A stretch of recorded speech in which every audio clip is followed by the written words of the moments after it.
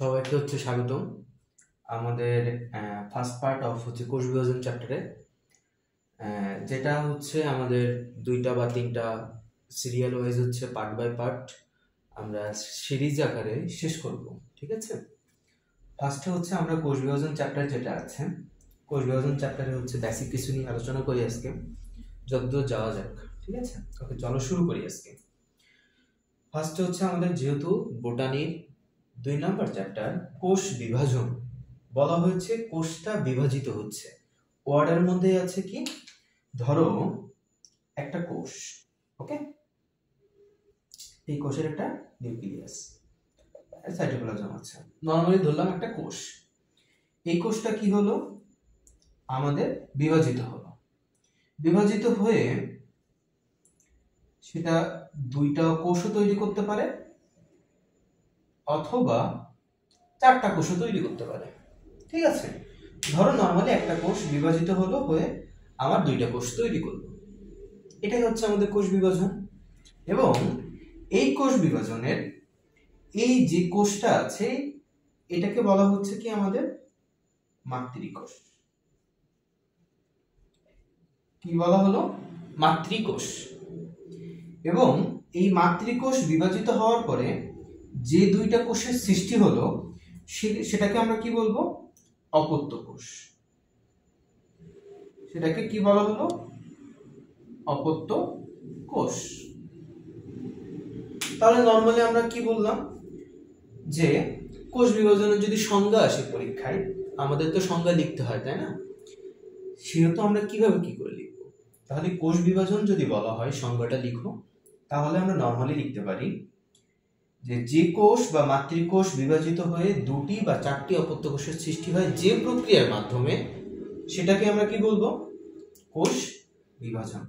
ওকে, তাহলে আমাদের এই যে প্রক্রিয়াটা দেখানো হলো এটাকে আমরা কি বললাম, কোষ বিভাজন বললাম। ওকে, দেন আসো, যদি আমাদের পরীক্ষায় কখনো যদি এসে বসে বা এমসিকিউ এর ক্ষেত্রে যদি আসে যে মাতৃকোষ কাকে বলে, মাতৃকোষের সংজ্ঞাটা হচ্ছে, কারণ দেখো এই যে একটা কোষটা ছিল, এই যে কোষটা ছিল, এই কোষ থেকে আমার 2টা বা 4টা কোষের সৃষ্টি হচ্ছে। তার মানে যে কোষ থেকে আমাদের, যে কোষটা বিভাজিত হয়ে আমাদের 2টা বা 4টা বা একাধিক সংখ্যক কোষ সৃষ্টি করছে, সেই কোষটাকে আমরা কি বলবো, মাতৃকোষ। আর যে কোষ বিভাজিত হওয়ার পরে একাধিক কোষ সৃষ্টি করে, ওই একাধিক কোষগুলোকে আমরা কি বলবো, অপত্য কোষ বলবো। মানে যদি সহজ বাংলা কথাই বুঝে, আমাদের মা, আমরা তাদের সন্তান, মা মা থেকে আমাদের সৃষ্টি, তাই না? তা মা মাতৃকোষ আর আমরা অপত্য কোষ। তাহলে নরমালি আমরা এটুকু বুঝতে পেরেছি।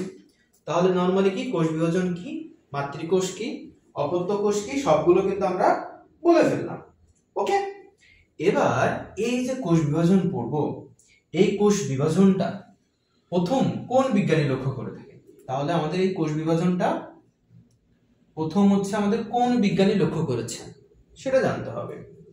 বিজ্ঞানীর নাম কি, ওয়াল্টার ফ্লেমিং। ওয়াল্টার ফ্লেমিং, এই বিজ্ঞানী আমাদের এই প্রথম কোষ বিভাজন লক্ষ্য করে থাকেন। তাহলে এই প্রথম কোষ বিভাজন লক্ষ্য করেন কোন বিজ্ঞানী, ওয়াল্টার ফ্লেমিং। কত সালে? 1882 সাল। সালটা লাগবে, আমরা বইয়ের মধ্যে সবগুলো অধিকাংশ সালই পড়বো না, বাট 2-1টা সাল আমরা পড়বো যেটা আমাদের পরীক্ষা আসার মতো। ঠিক আছে, তাহলে এটা অবশ্যই আমাদের ফোকাসে রাখতে হবে যে কোনটা পড়তে বলেছে, কোনটা পড়তে বলে নাই। তাহলে ওয়াল্টার ফ্লেমিং প্রথম কোষ বিভাজন লক্ষ্য করে থাকেন কত সালে? 1842 সালে। কোথায় দেখেছিল উনি? তাহলে একটা কোষ থাকবে, সেই কোষটার নাম কি, সামুদ্রিক স্যালামান্ডার। সামুদ্রিক স্যালামান্ডার। তাহলে সামুদ্রিক যে স্যালামান্ডার যে আছে, এই কোষে উনি প্রথম কোষ বিভাজন লক্ষ্য করেছিল। ঠিক আছে, তাহলে এই সামুদ্রিক যে স্যালামান্ডার যেটা বললাম, এই সামুদ্রিক স্যালামান্ডারটার আমাদের কি একটা বৈজ্ঞানিক নাম আছে, জানতে হয় আমাদের সায়েন্টিফিক নেম। সায়েন্টিফিক নেমটা কি তাহলে এখানে লিখি, ট্রিটিউরাস ম্যাকুলুসা।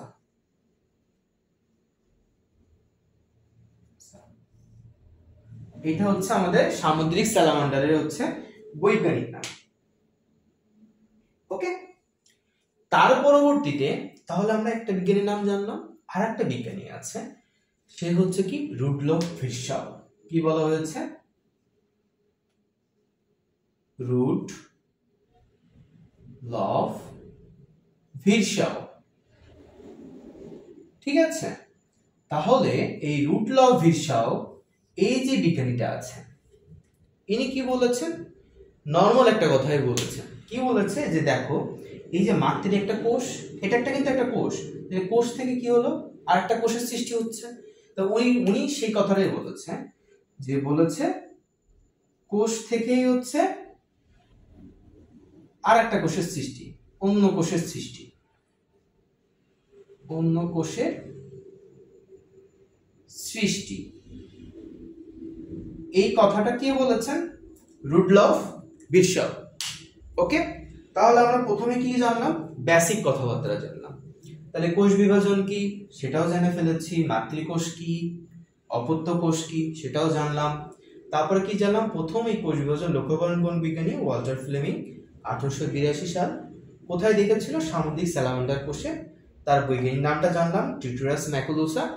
এবং রুডলফ ভিরশাও কি করেছেন? উনি বলেছেন কোষ থেকে হচ্ছে অন্য একটা কোষের সৃষ্টি হয়েছে।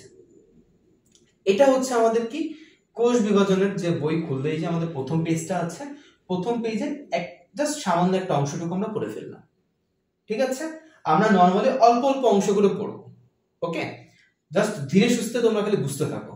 নর্মালি বুঝবা, বায়োলজি মুখস্থ করার মতো নাই কোনো কিছু, মুখস্থ হ্যাঁ আছে, বাট বুঝে পড়লে সেটা কিন্তু জাস্ট অনেকদিন পর্যন্ত লং লাস্টিং হয়। ঠিক আছে, যেহেতু তোমরা এইচএসসি পরীক্ষা দিবা, দেন অ্যাডমিশন দিবা, তাহলে সবার জন্যই তো এটা গুরুত্বপূর্ণ, তাই না? এর বাইরে তো কোনো কিছু কোশ্চেনই আসে না।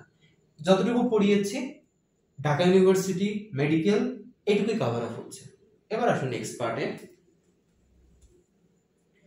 দেন আমরা একটু এটা ক্লিন করে ফেলি। ঠিক আছে,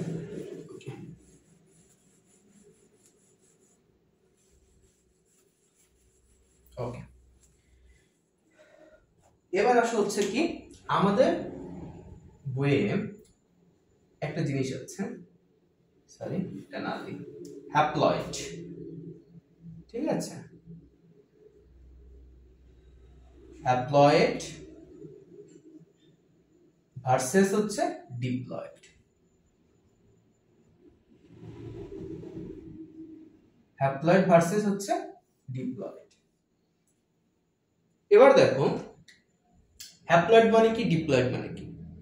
প্রথমে এটা আমাদের কাজে লাগবে। হ্যাপ্লয়েড মানে সিঙ্গেল এন, ডিপ্লয়েড মানে দুই, ডিপ্লো এটা হচ্ছে দুই, তাহলে 2n। ওকে, ক্লিয়ার হলো? তাহলে হ্যাপ্লয়েড আর ডিপ্লয়েড n 2n, ক্লিয়ার হয়ে গেল। ঠিক আছে, এবার আসো আমরা তো এখানে অনেক কিছুই পড়বো, মাইটোসিস, অ্যামাইটোসিস, মিয়োসিস সবকিছুই পড়বো, তাই না? তাহলে আমাদের কিছু কিছু কোষ এখান থেকে আমরা সৃষ্টি জানতে পারবো। আসো দেহকোষ, কি বললাম? দেহকোষ।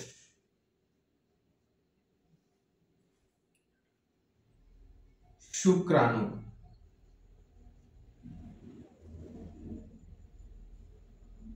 ওকে, ডিম্বাণু, শুক্রাণু, ডিম্বাণু। তাহলে আসো দেখো এই যে দেহকোষ, এটা হ্যাপ্লয়েড না ডিপ্লয়েড? এটাই কোশ্চেনে আসে, এটাই তোমরা পারো না। ঠিক আছে, দেহকোষ, আমাদের দেহ তৈরি হচ্ছে না, তাহলে দেহকোষ হচ্ছে আমাদের কি ডিপ্লয়েড 2n, শুক্রাণু হ্যাপ্লয়েড, ডিম্বাণু হ্যাপ্লয়েড। এই শুক্রাণু এবং ডিম্বাণু মিলেই তো হচ্ছে আমাদের একটা পূর্ণাঙ্গ দেহ গঠিত হয়, সেটাই হচ্ছে কি এই দেহকোষ পরবর্তীতে সৃষ্টি হচ্ছে, সেটা হচ্ছে 2n হিসেবে। ওকে, তাহলে হ্যাপ্লয়েড ডিপ্লয়েড নরমাল একটা ধারণা তো ক্লিয়ার হলো, তাই না? কোনটা হ্যাপ্লয়েড কোনটা ডিপ্লয়েড, দেহকোষ, শুক্রাণু, ডিম্বাণু, ক্লিয়ার আই থিঙ্ক। এবং এখানে তোমাদের বইয়ে এখনো পর্যন্ত জিনিসটা ভুল আছে, একটু ক্লিয়ার করে এই সাইডটা, যে তোমাদের যে বইয়ে দেখা দেওয়া আছে, দেখো ক্রোমোজোম সংখ্যা কি হয়েছে, এই অধ্যায়ে ক্রোমোজোম সংখ্যাটা আমরা পড়ে ফেলবো। ক্রোমোজোম সংখ্যা, ক্রোমোজোম সংখ্যা, ওকে। ক্রোমোজোম সংখ্যার মধ্যে ফার্স্টে আমরা কিসের ক্রোমোজোম সংখ্যাটা পড়ব? ফার্স্টে হচ্ছে আমাদের ক্রোমোজোম সংখ্যাটা পড়া লাগবে হচ্ছে, যেহেতু আমরা মানুষের, কারণ বইয়ে হচ্ছে আমাদের মানুষের ক্রোমোজোম সংখ্যাটা এখানে উল্লেখ করা আছে, কিন্তু এই মানুষের ক্রোমোজোম সংখ্যাটাই আমাদের ভুল, ওকে। মানুষের ক্রোমোজোম সংখ্যাটাই ভুল দেওয়া আছে, বইয়ের মধ্যেই ভুল আছে, ঠিক করা হয় নাই, ওকে। ওখানে হবে 46টি বা 23 জোড়া,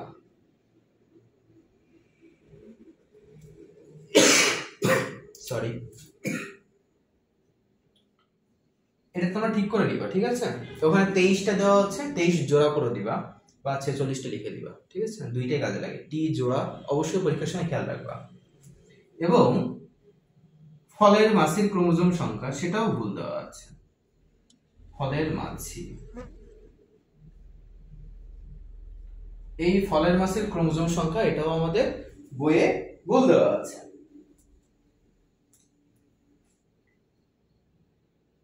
4 জোড়া বা 8টি, ক্লিয়ার হলো, ওকে।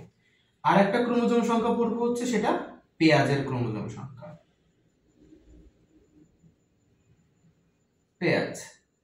পেঁয়াজের ক্রোমোজোম সংখ্যা কত? 16টি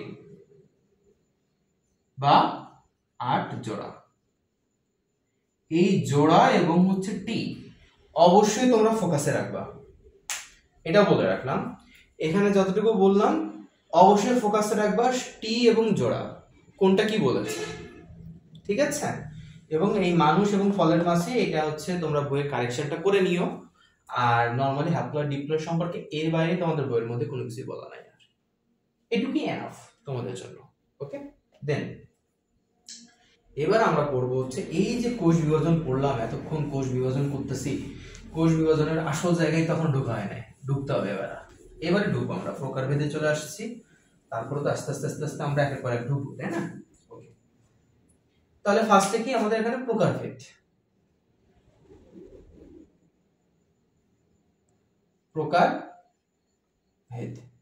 প্রকারভেদ কোষ বিভাজনের প্রকারভেদ। তাহলে কোষ বিভাজনকে আমরা কয় ভাগে ভাগ করতেছি? 3টা ভাগে ভাগ করে ফেললাম। কয়টা ভাগে ভাগ করে ফেললাম? 3টা ভাগে ভাগ করে ফেললাম। কি কি বলেছে? মাইটোসিস,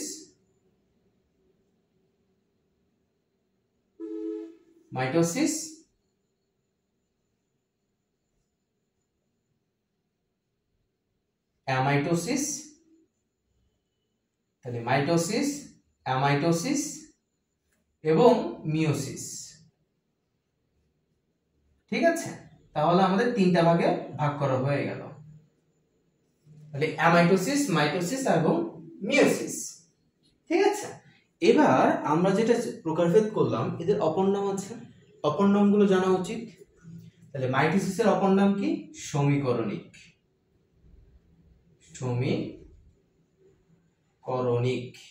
কোষ বিভাজন, এটা হচ্ছে আমাদের অপর নাম। অ্যামাইটোসিস, এটাকে বলা হচ্ছে কি? প্রত্যক্ষ কোষ বিভাজন। কি বলা হয় এটাকে? প্রত্যক্ষ কোষ বিভাজন।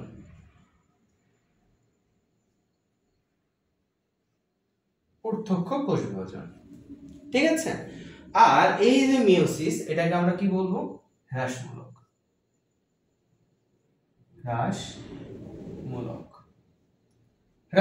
কোষ বিভাজন। তাহলে আমাদের অপর নামগুলো জেনে ফেললাম। তাহলে কি 3টা ভাগে ভাগ করা হলো এবং তাদের অপর নামগুলো আমরা সহজে জেনে ফেললাম, ওকে। এবার আসো, আমাদের প্রথম বইয়ের মধ্যে টপিক আলোচনা করা হয়েছে এই অ্যামাইটোসিস বা প্রত্যক্ষ কোষ বিভাজন নিয়ে। তাহলে কি নিয়ে আলোচনা করা হয়েছে? এই অ্যামাইটোসিসটা নিয়ে আমাদের আলোচনা করা হলো। তাহলে অ্যামাইটোসিস বা প্রত্যক্ষ কোষ বিভাজনে নরমালি আমরা একটা চিত্র আঁকাই আগে, দেন আমরা ব্যাখ্যাতে আসবো।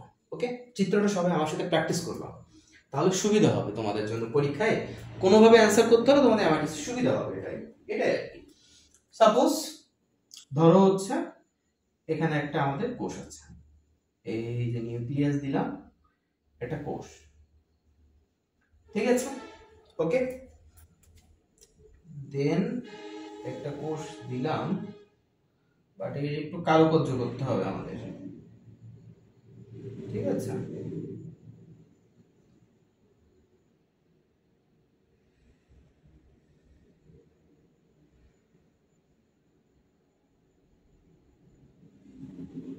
এর একটু কারুকাজ করতে হবে আমাকে।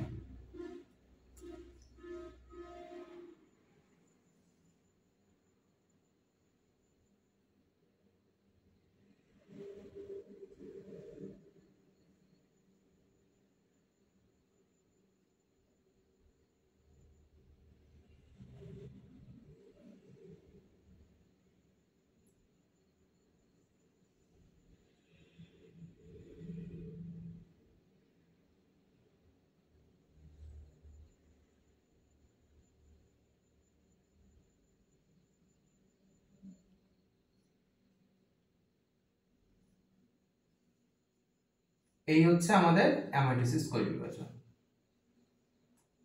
চিত্রটা সুন্দর করে আঁকাইলাম আমরা, তাই না?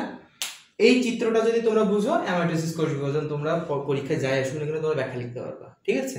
এবং আমি এনশিওর করি তোমাদেরকে যে না, আমি যেভাবে বলছি এটা যদি তোমরা পরীক্ষায় খাতা হুবহু লিখে আসো, আমি যা বলতেছি মুখে মাথায় রাখো, খাতায় লিখো, বই পড়ো, চিত্র আঁকানোর প্র্যাকটিস করো, যা বলবো তাই।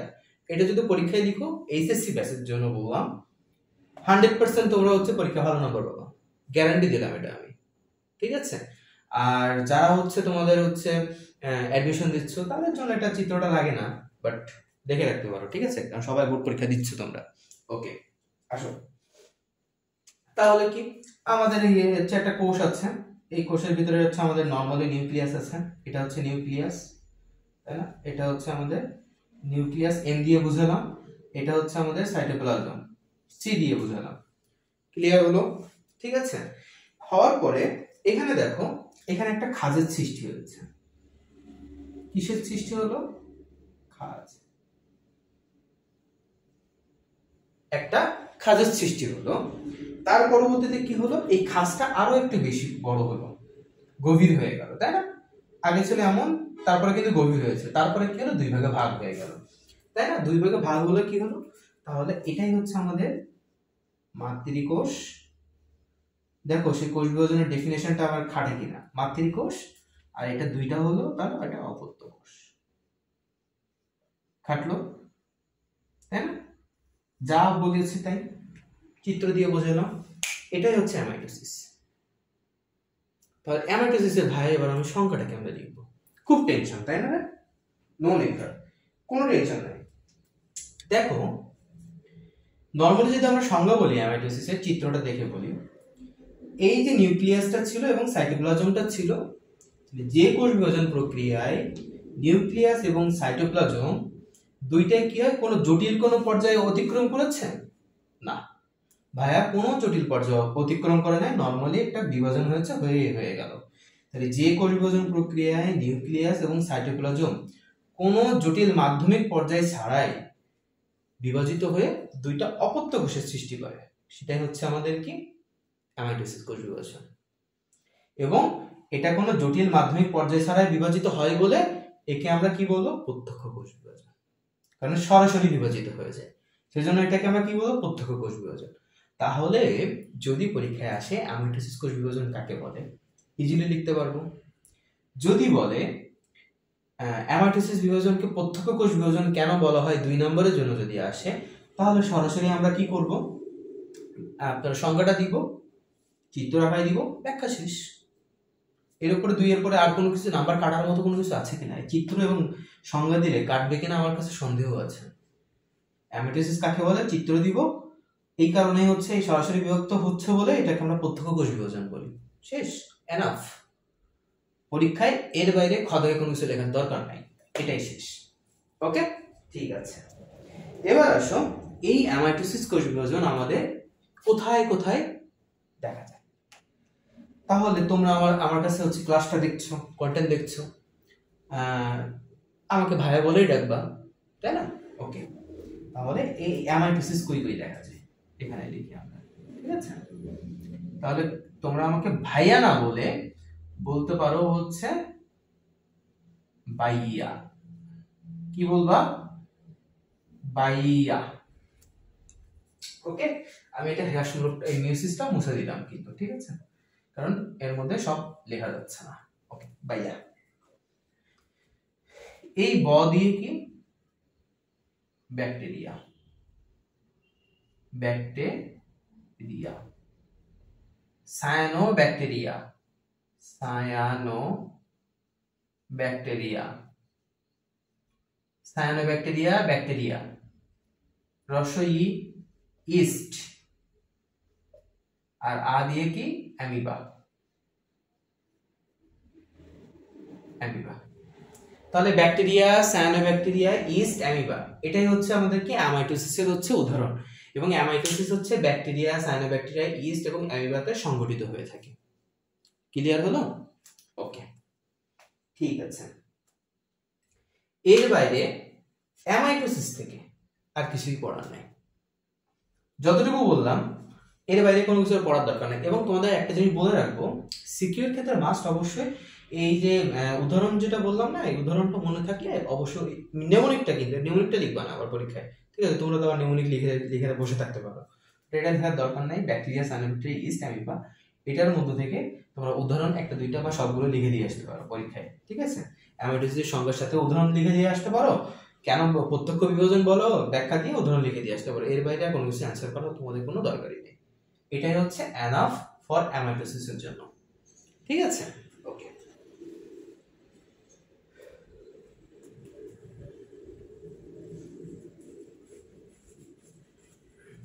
দেন এই অ্যামাইটোসিস কোষ বিভাজন পড়ার পরে আমরা চলে যাব সরাসরি হচ্ছে কি মাইটোসিস। কিসে চলে যাব? মাইটোসিস।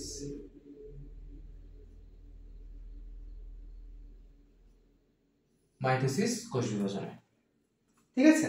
তাহলে মাইটোসিসকে আমরা কি বলেছিলাম? সমীকরণিক কোষ বিভাজন বলেছিলাম। ওকে, ক্লিয়ার? ওকে,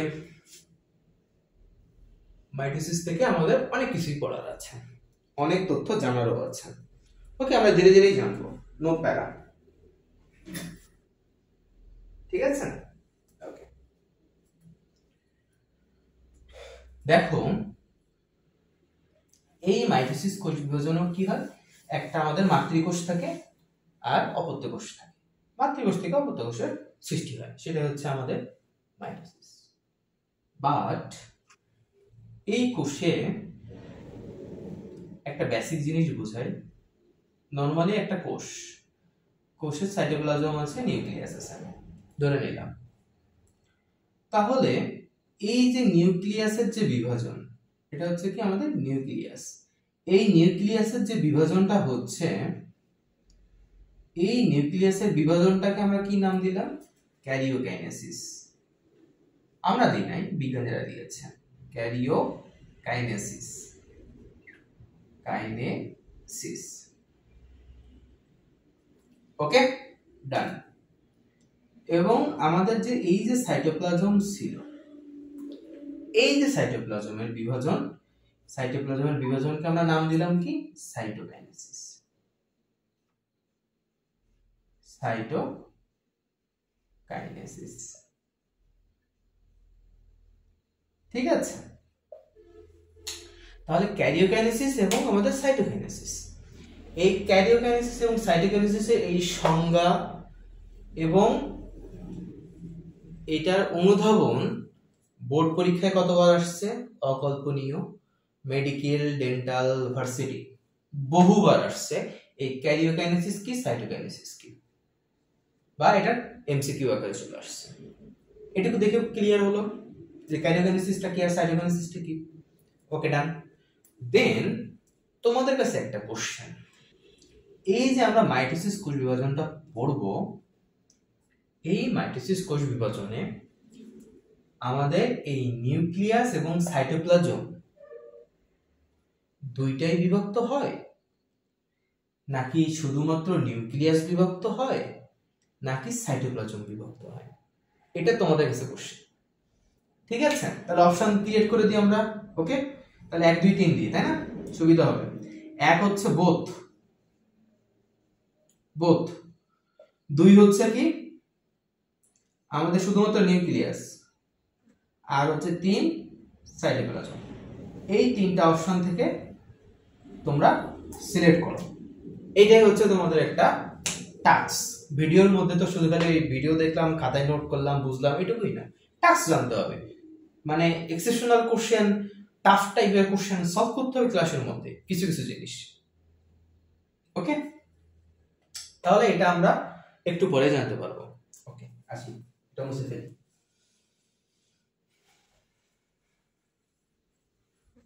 ওকে, তাহলে এবার মাইটোসিসের আমরা ভিতরে ঢুকবো। এবার মাইটোসিসের আমাদের কি বললো, আমাদের মাইটোসিসের সংজ্ঞা দিতে। তাহলে পরীক্ষায় আমরা সংজ্ঞা কিভাবে লিখবো, যে মাইটোসিস কাকে বলে, এই সংজ্ঞাটা দিতে বলছে। ঠিক আছে, এবার আসো, মাইটোসিসের যখনই আমাদের সংজ্ঞা দিতে বলবে, তখন আমাদের প্রথম দায়িত্ব এবং কর্তব্য কি, বেসিক জানা। ওকে, জানে ফেলি আমরা। এই মাইটোসিসে একটু আগে বললাম না যে কোশ্চেনটা দিলাম সলভ পেয়ে যাবা। এখানে যে আমাদের 5টা ধাপ আছে না, prophase, prometaphase, metaphase, anaphase, telophase, এই ধাপগুলোর প্রত্যেকটা চিত্র তোমরা যদি একটু দেখো, ওখানে কোষটা যখন এইভাবে আঁকানো আছে, এই কোষটা যখন আঁকানো আছে, কোষের ভিতরে এরকম একটা আবরণ দিয়ে কাহিনী চলছে, কিন্তু সব এই আবরণের ভিতরে। এই বাইরে কি কোনো কোনো কাহিনী চলছে? চলে নাই। তার মানে কি, এই মাইটোসিস শুধুমাত্র নিউক্লিয়াস বিভাজিত হয়। মাইটোসিস কোষ বিভাজনে শুধুমাত্র নিউক্লিয়াস বিভাজিত হবে, নট সাইটোপ্লাজম, বা নট আমাদের দুইটা একসাথে। ঠিক আছে, এটা ক্লিয়ার হলো? ওকে, তাহলে আমরা প্রথমেই জানবো কি, যে এখানে আমাদের নিউক্লিয়াস বিভাজিত হয়। সংক্ষেপে লিখলাম, নিউক্লিয়াস বিভাজিত হয়, বিভাজিত, নিউক্লিয়াস বিভাজিত হয়। এবার তোমরা বলো তো, এই নিউক্লিয়াসের যখন গঠন দেখি, তখন আমরা নিউক্লিয়াসের ভিতরে কি হচ্ছে, আমাদের ক্রোমোজোম পাই না? ক্রোমোজোম আছে। তাহলে এই ক্রোমোজোমটাও বিভাজিত হচ্ছে। দেখেছি তো আমরা ক্রোমোজোম বিভাজিত হতে, দেখেছি না? প্রোফেজ, প্রোমেটাফেজের ক্রোমোজোমগুলো বিভাজিত হয়। তাহলে সেটাই। তাহলে আমাদের মাইটোসিসের মধ্যে কি বিভাজিত হলো? শুধুমাত্র নিউক্লিয়াস বিভাজিত হলো, ক্রোমোজোম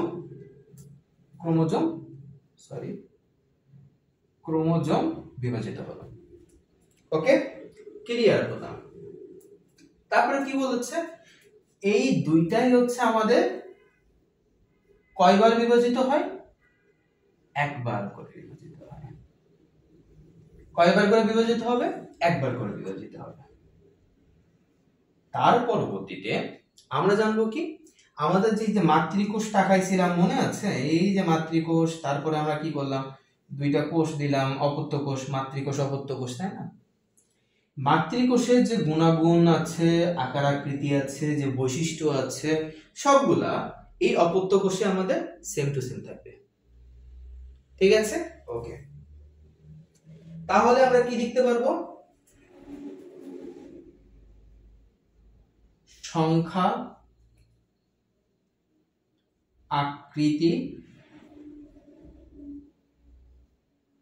গুণাগুণ কি থাকে? একই রকম থাকে, একই থাকে।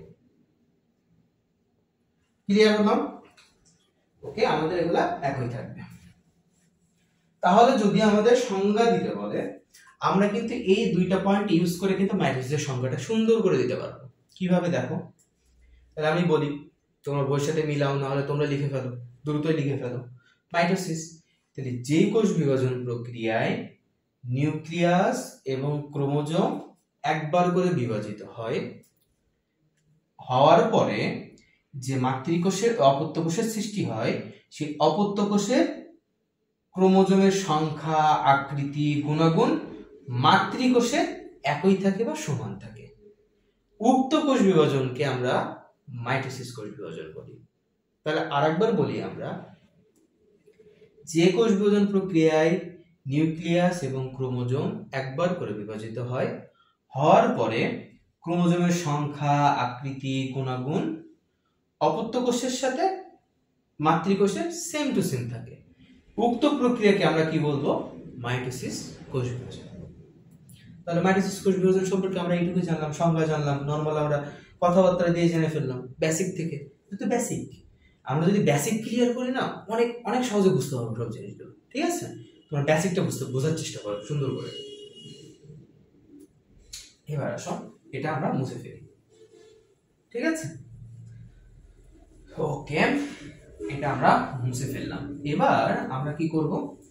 এই যে মাইটোসিস পড়লাম, তাই না? এখানে তো বিজ্ঞানীরা আছে, বিজ্ঞানী অবদান আছে না? অবশ্যই অবদান আছে। এবার আসো, এই মাইটোসিস কোষ বিভাজনটা স্লাইখার এবং ওয়াল্টার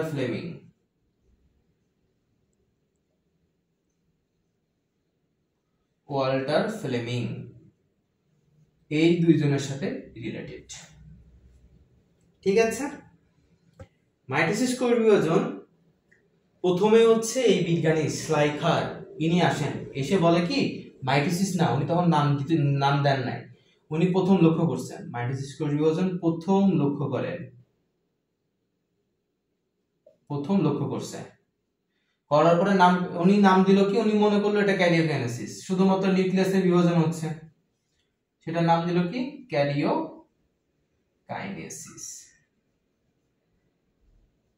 নাম দেয়, শেষ। ওয়াল্টার ফ্লেমিং পরবর্তীতে এসে এই ক্যারিওকাইনেসিস নামটা বাদ দিয়ে দেয়, মাস্টারগিরি করছে। ঠিক আছে, নাম দিয়ে উনি কি নাম দিল? মাইটোসিস। কি করলো? মাইটোসিস। এই নামকরণটা করছেন কোন বিজ্ঞানী? Walter Fleming. ওকে, তাহলে তোমাদের মধ্যে একটা কোশ্চেন ডাউট সৃষ্টি হচ্ছে এখান থেকে।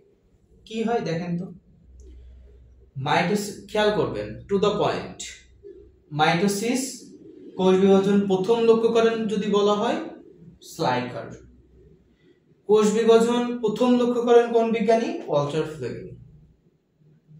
তারপরে আসেন ক্যারিওকাইনেসিস নামকরণ করেন কোন বিজ্ঞানী? স্লাইখার। মাইটোসিস নামকরণ কোন বিজ্ঞানী? Walter Flemming. এইটা যেন ভুল না হয়, ঠিক আছে, এটা একটু চেষ্টা করবেন সবাই। এবার আসেন, তাহলে সমীকরণিক কোষ বিভাজন কেন বলা হলো? এই মাইটোসিসকে আমরা কেন সমীকরণিক কোষ বিভাজন বললাম, সেটা বিষয়টা আমাদের জানতে হবে। তাহলে দেখেন, মাইটোসিসকে কেন সমীকরণিক? কারণ কি, এই যে আমরা সংজ্ঞার মধ্যে পড়েছিলাম, সংখ্যা, আকার, আকৃতি সমগুণ সম্পন্ন হবে, তাহলে এই মাতৃকোষের সাথে আমাদের যে অপত্য কোষটা আছে, মানে এটাও যদি আমাদের এন হয়, হ্যাপ্লয়েড হয়, এটাও অবশ্যই আমাদের হ্যাপ্লয়েড হবে, বা এটাও যদি আমাদের 2n হয়, তাহলে এটাও আমাদের কি হবে? 2n হবে, সবগুলো, এটাও 2n, এটাও 2n। ক্লিয়ার হলো? আমি n দিয়ে বোঝালাম, এটা n দিয়ে না বোঝালেও হতো, 2n এটা, ঠিক আছে। কারণ মাইটোসিস হচ্ছে আমাদের কোথায়, এবার আসেন, কোথায় সংঘটিত হয়? কোথায়? ওকে, কোথায় দেখা যায় মাইটোসিস? দেখা যায় কোথায়?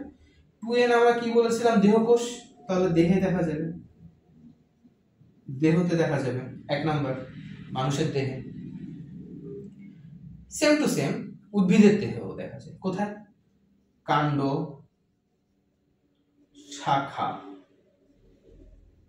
শাখা প্রশাখা,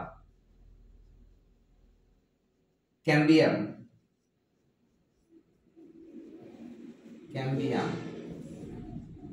তাহলে কাণ্ড, শাখা প্রশাখা, ক্যাম্বিয়াম, শীর্ষ, উদ্ভিদের শীর্ষ থাকে, এগুলোতে বর্ধিষ্ণু শীর্ষ,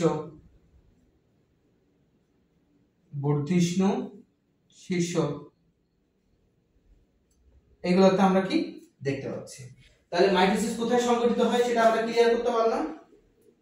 ওকে, তাহলে মাইটোসিসের আমাদের প্রথম বেসিক কথা শেষ।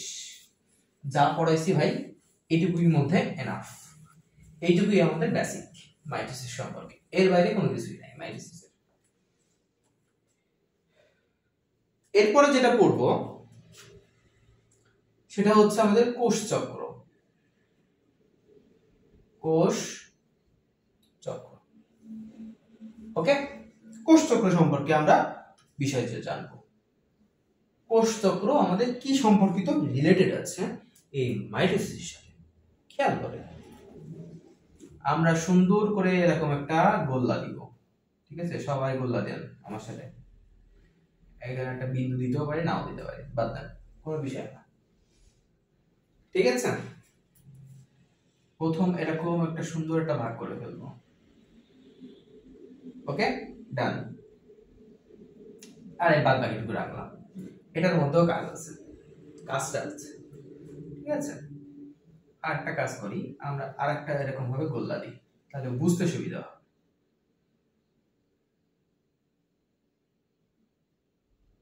আসেন,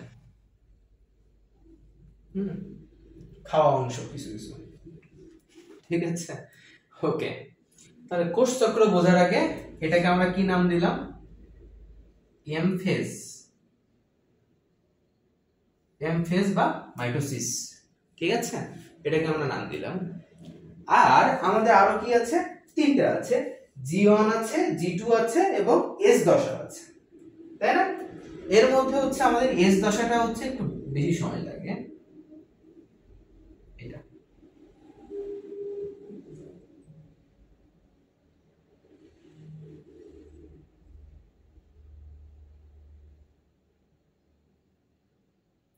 বোঝানোর জন্য, ঠিক আছে? এই এসটা, এটা হচ্ছে এস, কত পার্সেন্ট? 30 থেকে 50%। এটা কত? 10 থেকে 20%। সরি 5 থেকে 10%, সরি ফর দ্যাট, 5 থেকে 10%, ঠিক আছে? এবার আসেন এস ফেজের পরে G1 এবং হচ্ছে আমাদের G2 দশা আছে। G2 দশা, যেটা এখানে আমরা লিখব G2, এটার সময় হচ্ছে আমাদের 10 থেকে 20 এবং এটা হচ্ছে আমাদের G1 দশা, 30 থেকে 40%। ক্লিয়ার হলো? ওকে, কোষ চক্র, এটাকে আমরা কি বললাম? কোষ চক্র। এই কোষ চক্রের এই যে এম ফেজ বাদ দিয়ে যতটুকু সময় আছে এখানে, এই যে বাদ বাকি যে সময়টুকু, এটাকে আমরা কি বলবো? ইন্টারফেজ। কি নাম দিব? ইন্টারফেজ দশা। ইন্টারফেজ দশা কত? 90 থেকে 95% সময়কাল। এই সময়কাল খুবই গুরুত্বপূর্ণ, খুবই গুরুত্বপূর্ণ, খুবই গুরুত্বপূর্ণ পরীক্ষার জন্য। কোষ চক্র যদি বলে, তোমাদের অনুধাবনমূলকে আসুক, গ দাগে আসুক, ঘ দাগে আসুক, যেখানে আসুক না কেন, রিটেনে কোষ চক্র বললে আমাদের এই চিত্রটা ড্র করা লাগবে। বইয়ে সুন্দর করে ড্র করা আছে, এটা আমি তোমাদের বোঝানোর সুবিধার্থে আগে আঁকাইছি, ঠিক আছে? এটা G1 G2 করে সুন্দর করে আঁকানোর মতো চেষ্টা করছি একটা নরমালি বোঝানোর জন্য। আশা করি বুঝতে পারছো। এইটুকুই হচ্ছে মেইন কাহিনী এর মধ্যে। এটাই হচ্ছে আমাদের কোষ চক্র, ঠিক আছে? এটা আমরা এবারে হচ্ছে ডিটেইলস পড়বো, ওকে? তাহলে দেখেন, একটু মুছে দিই। সময়কাল খুবই গুরুত্বপূর্ণ কিন্তু এমসিকিউ এর জন্য, সেটা আপনাদের বোর্ড হতে পারে অথবা মেডিকেল ভার্সিটি, যে কোনো জায়গায় হতে পারে। কোষ চক্রটা কি? একটা কোষ, এই কোষের সৃষ্টি, নতুন করে সৃষ্টি হলো, ঠিক আছে? তারপরে কি বলেছে? বৃদ্ধি, বৃদ্ধি, আর আমাদের কি বিভাজন। তাহলে এই কোষের তিনটা কাজ যে চক্রের মাধ্যমে বর্ণনা করা যায়, ব্যাখ্যা করা যায়, সেটাকে আমরা কি বলবো? কোষ চক্র বলবো। তাহলে যে চক্রের মাধ্যমে কোষের সৃষ্টি, বৃদ্ধি, বিভাজন এগুলো ব্যাখ্যা করা যাবে, সেটাকে আমরা কি বলবো? কোষ চক্র বলবো। এই কোষ চক্রের আবিষ্কারক আছেন, এই কোষ চক্রের আবিষ্কারক কি? দুইজন বিজ্ঞানী, হাওয়ার্ড এবং ব্লেক। হাওয়ার্ড এবং ব্লেক, এই দুইজনকে আমরা কি বলবো? এই কোষ চক্রের হচ্ছে জনকও বলতে পারি, বা এই কোষ চক্র প্রস্তাব করেছেন বা আবিষ্কার করেছেন। ওকে, নরমালি আমরা এটুকু আমরা ব্যাখ্যা করতে পারতেছি, ঠিক আছে। এবার এই কোষ চক্রের মধ্যে আমাদের একটা ইনফরমেশন মনে রাখা লাগবে। কি মনে রাখা লাগবে? আমাদের যে দেহের যে কোষটা আছে, এই কোষের সংখ্যা কত। কি বলেছে? আমাদের একজন প্রাপ্তবয়স্ক মানুষের দেহের কোষের সংখ্যা কত। তাহলে প্রাপ্তবয়স্ক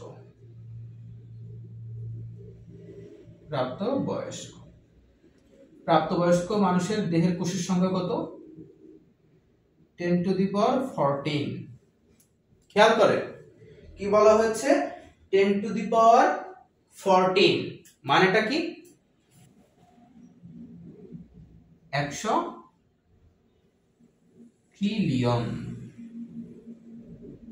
100 ট্রিলিয়ন। খেয়াল রাখবেন, এটা এমসিকিউ আসছে, আপনারা ভুল কাজ করেন, ঠিক আছে।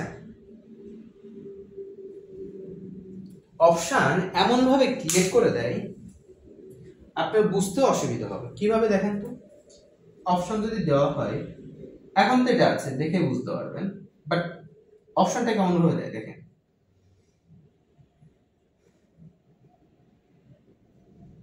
100, 1000 trillion,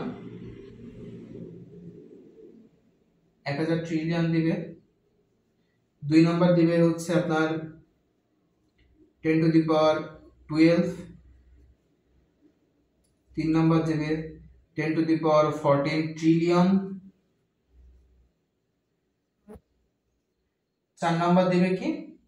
10 to the power 40। Option choose করেন। আপনি দাগাবেন এই 3 নাম্বারটাই, অনেকে দাগাবে 1 নাম্বারটাই। কেন দাগাবে? 100 ট্রিলিয়ন বলেছে, নট 1000। এটা ভুল করবে মানুষ, শূন্য বুঝতে পারবে না, মাথার মধ্যেই থাকবে না, ট্রিলিয়ন ট্রিলিয়ন করতে করতে এসে পরীক্ষার সময় পড়ে আসছে। আর আসেন 10 টু দি পাওয়ার 14 আছে, এখানে দেখবে 10 টু দি পাওয়ার 14, দাগায় দিবে 10 টু দি পাওয়ার 14 ট্রিলিয়ন। দুইটা জিনিসই পড়ে থাকবেন আপনারা, 10 to the power 14 R trillion.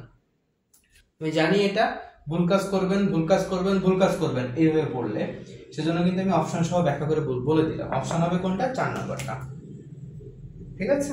প্রাপ্তবয়স্ক মানুষের দেহের কোষের সংখ্যা কত।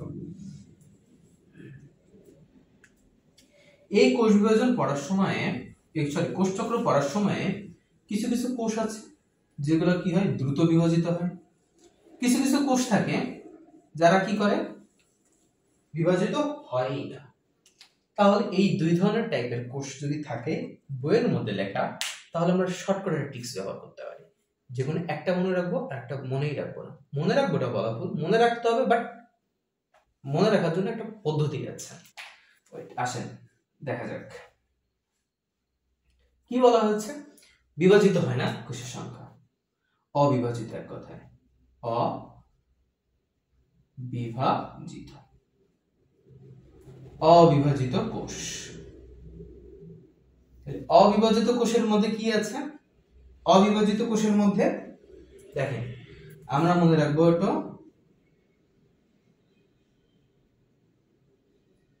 এই হচ্ছে পলাশ, ঠিক আছে। পলাশ নাম বলে আমার একটা মনে পড়ে, আমার একটা স্যার ছিলেন, গোপাল ভাঁড়ের মতো দেখতে, সুন্দর টাকটাক ছিল, এরকম ভুড়ি মোটা ছিল, খাটো মতো দেখতে, গোপাল ভাঁড়ের মতো। পলাশ, ঠিক আছে। অনেকের ওনার কথা মনে পড়ে যায়। যাই হোক, স্যারকে শ্রদ্ধা, বাট মজা করলাম একটু, ডোন্ট মাইন্ড। আসেন, পলাশ, ঠিক আছে। পলাশ, প দিয়ে হচ্ছে আমাদের পেশিকোষ। কি কোষ? পেশিকোষ। লা দিয়ে কি? লোহিত রক্তকণিকা বা আরবিসি বা লোহিত রক্তকণিকা। দন্তস্ব, এটা দিয়ে কি হবে? স্নায়ু কোষ। উদ্ভিদের হচ্ছে স্থায়ী কোষ। আবার ভাবিয়েন না যে মানুষের হচ্ছে স্থায়ী কোষ, ঠিক আছে? মানুষের স্থায়ী কোষ এটা আবার ভাবিয়েন না। এটাই হচ্ছে অবিভাজিত কোষ, যেটা পলাশ, পেশি, আরবিসি, স্নায়ু এবং উদ্ভিদের স্থায়ী কোষ। এটা দিয়ে আমরা সহজে মনে রাখতে পারি এবং এমসিকিউ আসলে এটা সহজে অ্যান্সার করতে পারবো আমরা, ঠিক আছে? আর বিভাজিত হয় তাহলে কি কি কোষ দ্রুত বিভাজিত হয়? দ্রুত বিভাজিত হয়, দ্রুত বিভাজিত।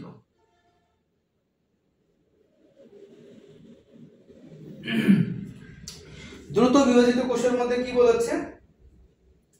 ভ্রূণ কোষ। ভ্রূণ, দেখেন না, ভ্রূণ কোষ। এই কোষ কিন্তু খুব দ্রুত বিভাজিত হয়ে যায়। তারপরে হচ্ছে শীর্ষ, যে শীর্ষ কোষ, উদ্ভিদের যে শীর্ষের যে কোষটা থাকে সেটা, ঠিক আছে? কাণ্ডের শীর্ষে, মূলের শীর্ষে। তাহলে শীর্ষ কোষ এখানে কাণ্ড বা এই মূল, এটা উল্লেখ করে দিতে হবে। কাণ্ড বা মূলের শীর্ষে যে কোষটা থাকে সেটা বা ভ্রূণ কোষ, এগুলো কি খুবই দ্রুত বিভাজিত হয়ে থাকে। আর অবিভাজিত হয় কোষ, সেগুলো তো বললামই। এটা হচ্ছে মেরিস্টেম। কোষটার নাম কি? মেরিস্টেম কোষ, ঠিক আছে? Meristem cell. তাহলে উদ্ভিদের শীর্ষ বা কাণ্ডের হচ্ছে কাণ্ড বা মূলের শীর্ষে থাকে কি কোন কোষ? মেরিস্টেম কোষ। এই কোষটা এবং ভ্রূণ কোষটা খুবই দ্রুত বিভাজিত হয়। দেখেন গাছ কেটে দিলে সাথে সাথে মানে কিছুদিন পরে হচ্ছে বিভাজিত শুরু হয়ে যাচ্ছে, গাছ নতুন গছ গজাচ্ছে, নতুন করে সৃষ্টি হচ্ছে। এটাই হচ্ছে নরমালি বেসিক। ওকে, মুছে দিই। তাহলে আমরা কি কোষ চক্র সম্পর্কে জানলাম, ডেফিনেশন জানলাম, বিজ্ঞানীর নাম জানলাম, কোন কোষ কিভাবে বিভাজিত হয়, মানুষের দেহে কতগুলো কোষ থাকে, কি থাকে না থাকে আমরা জেনে ফেললাম, তাই না? ওকে, তাহলে আমরা প্রথম যে কোষ চক্র বলেছিলাম, যেটা চক্র আঁকাইছিলাম, এই কোষ চক্রটা আমাদের দুইটা ভাগে ভাগ করে। তাহলে কোষ চক্র হচ্ছে আমাদের কি, আমরা একটা ফ্লোচার্ট করে ফেলি, সুন্দর করে ফ্লোচার্ট করব। দুইটা ভাগে ভাগ করা হচ্ছে। একটা হচ্ছে কি আমাদের ইন্টারফেস,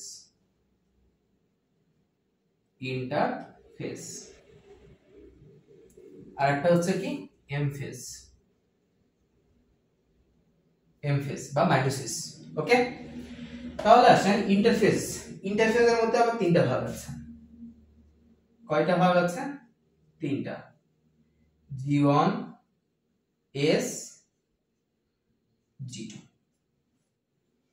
এগুলোর সবগুলোর পার্সেন্টেজ লাগবে, সবগুলোর পার্সেন্টেজ। G1 হচ্ছে 30 থেকে 40%, 30 থেকে 50%, 10 থেকে 20%।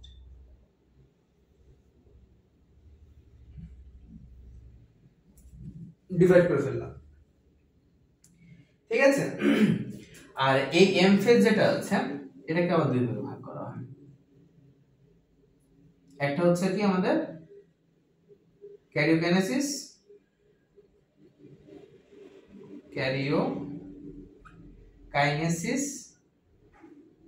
সাইটোকাইনেসিস।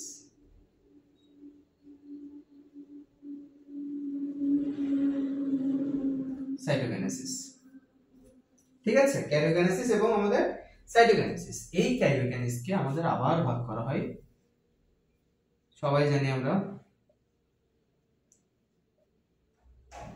Prophase,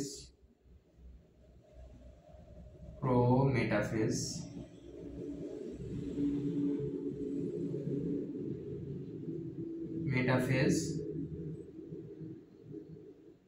anaphase.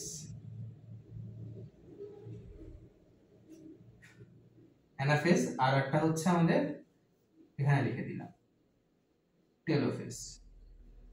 সবাই আমরা জানি এই সাইকেলটা যদি সরি এই ফ্লো চার্টটা যদি আমরা মনে রাখি, দেখেন অনেক কিছু কিন্তু পড়া হয়ে যাচ্ছে এখান থেকে, তাই না? ইন্টারফেস আছে, ইন্টারফেস আছে, জিওন জিএস সবকিছু কিন্তু সব ডিটেলস হচ্ছে, কিন্তু আরো অনেক ডিটেলস আছে, লাগবে অবশ্যই লাগবে। আসেন সেগুলো আমরা ধীরে ধীরে জানবো, ঠিক আছে? বাট তার আগে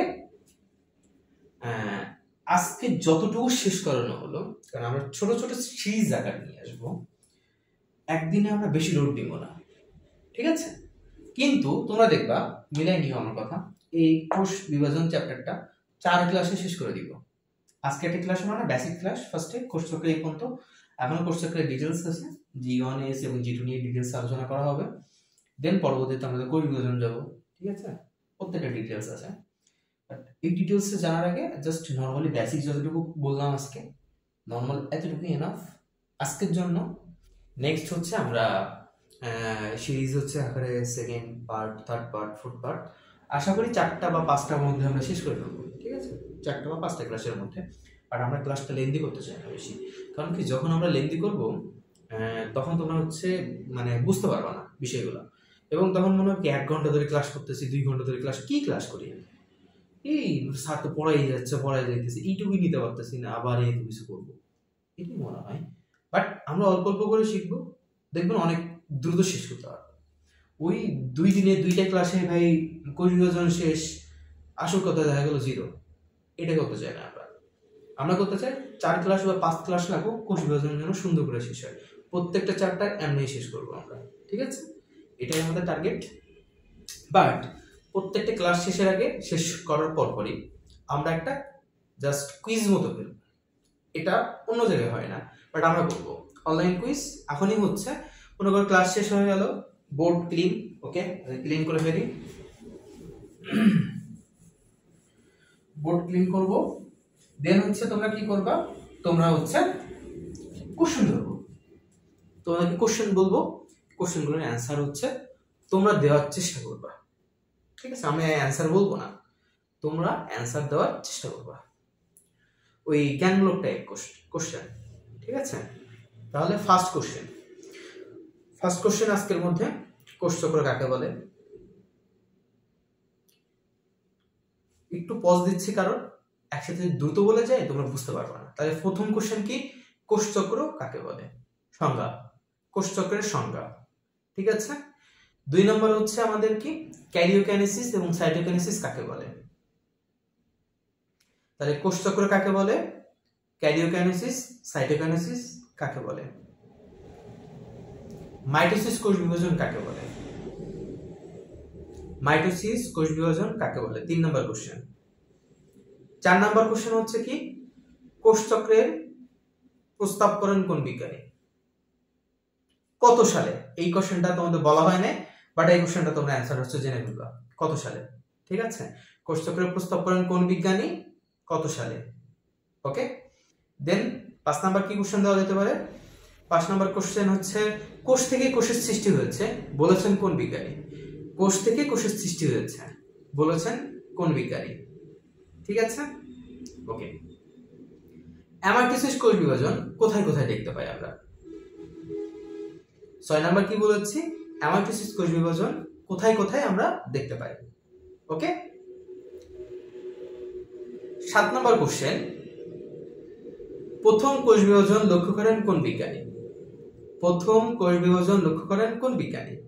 এটা হচ্ছে তোমাদের অবশ্যই কমেন্ট করবা, না হলে কমেন্ট না করলেও হচ্ছে তোমাদের রেসপন্স করিও। অ্যান্ড তোমরা যেখানে ভিডিওটা দেখো না কেন, মানে পেজ, গ্রুপ, আর আমাদের হচ্ছে ইউটিউব চ্যানেল, শর্টস, যেখানেই দেখো না কেন, শেয়ার করার চেষ্টা করিও, ফ্রেন্ডদেরকে ইনভাইট দেওয়ার চেষ্টা করিও, বেস্ট কিছু দিব, এটাই হচ্ছে প্রত্যাশা নিয়ে আমাদের কন্টেন্ট যাত্রা শুরু হয়েছে। অ্যান্ড তোমাদের ভালোবাসা, তোমাদের দোয়া, আঙ্কেল আন্টিদের দোয়া, সৃষ্টিকর্তার দোয়া, সবকিছু নিয়ে আমরা যাত্রা শুরু করেছি। এখন বাকিটা সৃষ্টিকর্তার হাতে, বেস্ট কিছু দিব এটাই চিন্তা ভাবনা নিয়ে আছে, বাকিটা দেখা যাক, ওকে? আজকের মতো বিদায়, সবাইকে টাটা, ওকে, না।